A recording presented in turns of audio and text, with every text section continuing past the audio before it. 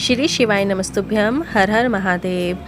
7 फरवरी ब्रह्मपुर बुरहानपुर मध्य प्रदेश में रेणुका कृषि उपज मंडी के नजदीक में गुरुजी पंडित प्रदीप मिश्रा जी के द्वारा वाची जा रही अश्वत्थामा शिव महापुराण कथा के 5वें दिन की कथा आज पूर्ण हो चुकी है। आज की कथा में गुरुजी ने कुछ उपाय पत्र और उपयोगी जानकारी दी है। सभी की जानकारी आपको इस वीडियो के माध्यम से देंगे। अगर आपने आज की कथा नहीं सुनी है तो पूरी कथा का रसद आपको इस छोटे से वीडियो से प्राप्त हो जाएगा।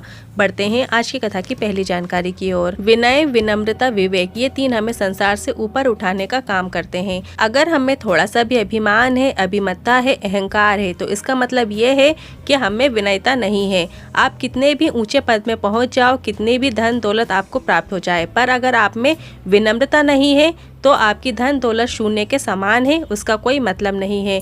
विवेक से तात्पर्य आपको अपनी बुद्धि का उपयोग किसी को नीचे गिराने के लिए नहीं, किसी को दुखी करने के लिए नहीं, बल्कि किसी के जीवन का कल्याण करने के लिए करना है, किसी के जीवन में सुख लाने के लिए करना है। विनय, विनम्रता और विवेक, जिसने इन तीनों चीजों को अपने जीवन में धारण कर लिया है वो कभी भी नीचे नहीं आ सकता, वो उन्नति की सीढ़ियों पर चढ़ते ही चले जाता है।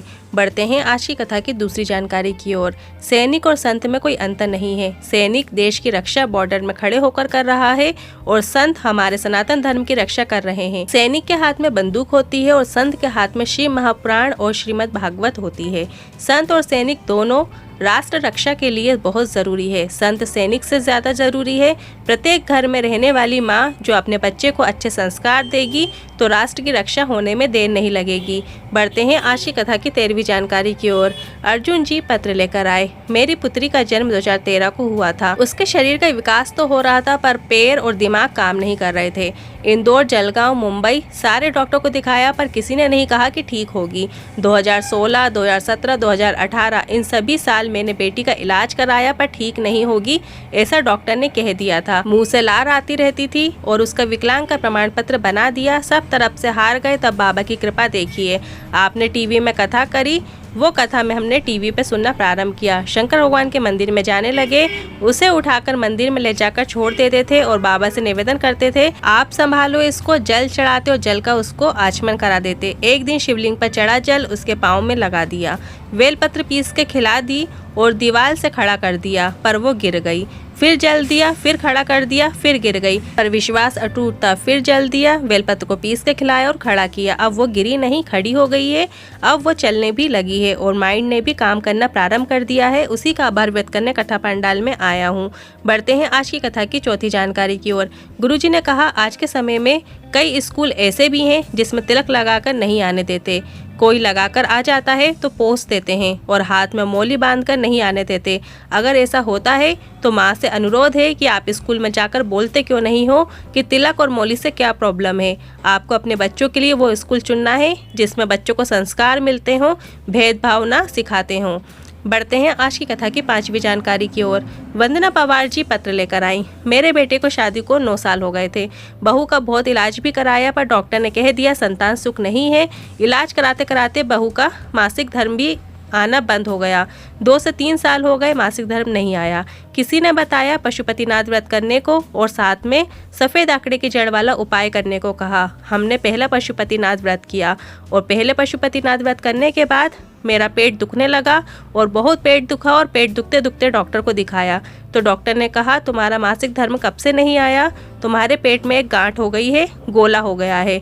और दूसरे डॉक्टर को दिखाने गए तो डॉक्टर ने कहा पेट क्यों नहीं दुखेगा, तुम्हारे पेट में 7 महीने का बच्चा जो है। इसके बाद गुरुजी ने उस बच्चे को व्यासपीठ में बुलाकर आशीर्वाद दिया और शिव महापुराण के प्रसाद रूपी बेलपत्र को दिया। इतना अच्छा दृश्य था कि सभी की आंखों में खुशी के आंसू थे। क्या आपको भी यह पत्र और उस बच्चे को देखकर आनंद की प्राप्ति हुई तो कमेंट करके जरूर बताइएगा।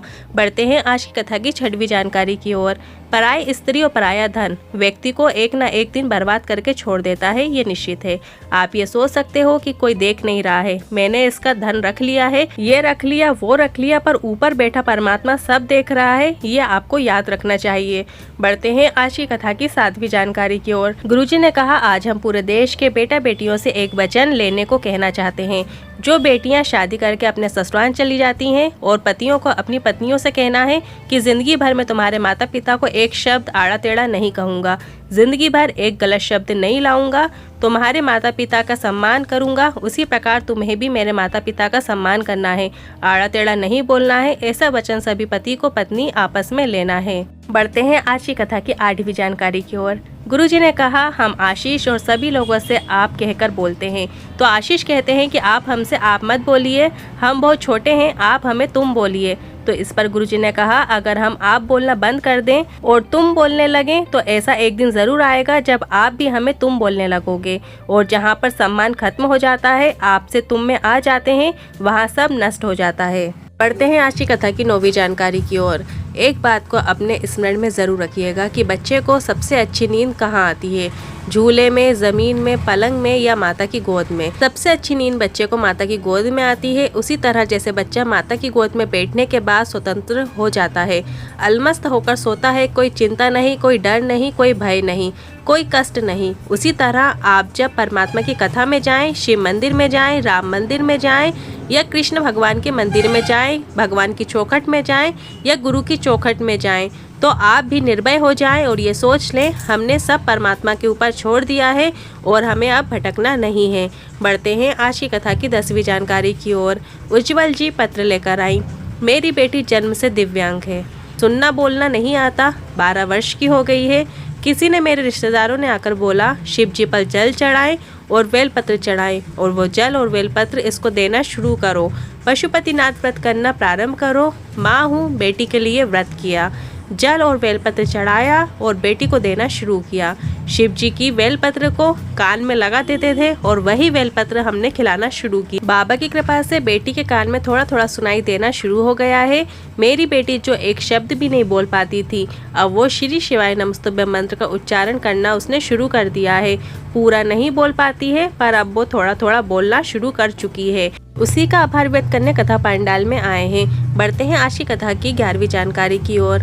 रेखा चौहान जलगांव से पत्र लेकर आई। मेरे गर्भ में गठान थी और डॉक्टर ने उस गठान को दूसरी तरह की बता दिया था। डॉक्टर से दवाई लेकर आई और उसे कुंदकेश्वर महादेव का नाम लेकर खाने लगी। शिवलिंग पर जल और बेलपत्र चढ़ाकर उसका आचमन करने लगी, और जब डॉक्टर के पास दूसरी बार जांच कराने के लिए गई तो डॉक्टर भी हैरान था, गठान वहां से गायब थी।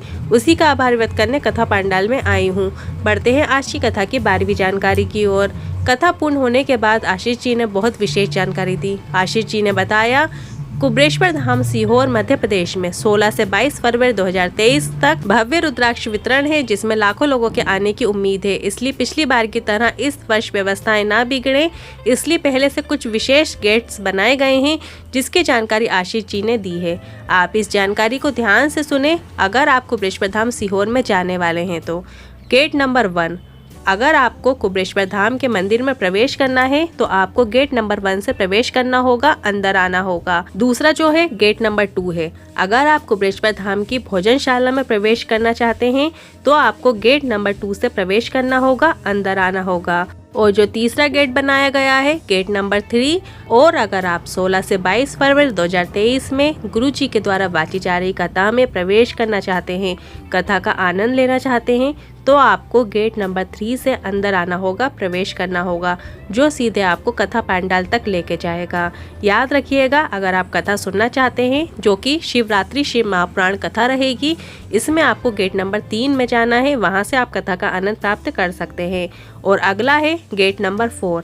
और अगर आप अपना फ्री रुद्राक्ष प्राप्त करना चाहते हैं तो आपको गेट नंबर 4 में 4 में प्रवेश करना है, अंदर आना है।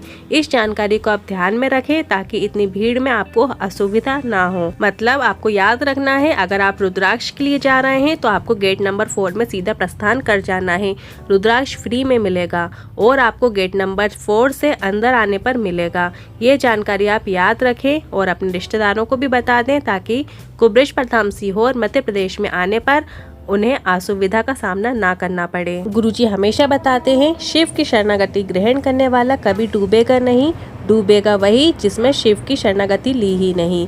आपने शिव मंदिर में जाकर थोड़ा बहुत भी किया है, मंदिर की सफाई की है, 1 लोटा जल चढ़ाया है, वही शिव की शरणागति है। यदि आप शिव की चौखट को देखकर मन में प्रसन्न हो जाते हैं, आनंद पाते हैं, तो आप कभी डूब नहीं सकते, ये निश्चित है। अगर आप भगवान की शरणागति पर हैं, मस्तक पे आप तिलक लगाए हैं, मुख में आपका राम नाम है, कृष्ण नाम है, शिव नाम है, तो कीर्तन का बल बहुत प्रबल होता है। यदि आपने थोड़ा सा भी भजन किया है तो आपकी वैकुंठ की सीट आपको ज़रूर मिलेगी। मेरे द्वारा दी गई जानकारी आपको थोड़ी भी उपयोगी लगी हो तो वीडियो को लाइक करके कमेंट बॉक्स में हर हर महादेव ज़रूर टाइप कीजिएगा। श्री शिवाय नमस्तुभ्यम। हर हर महादेव।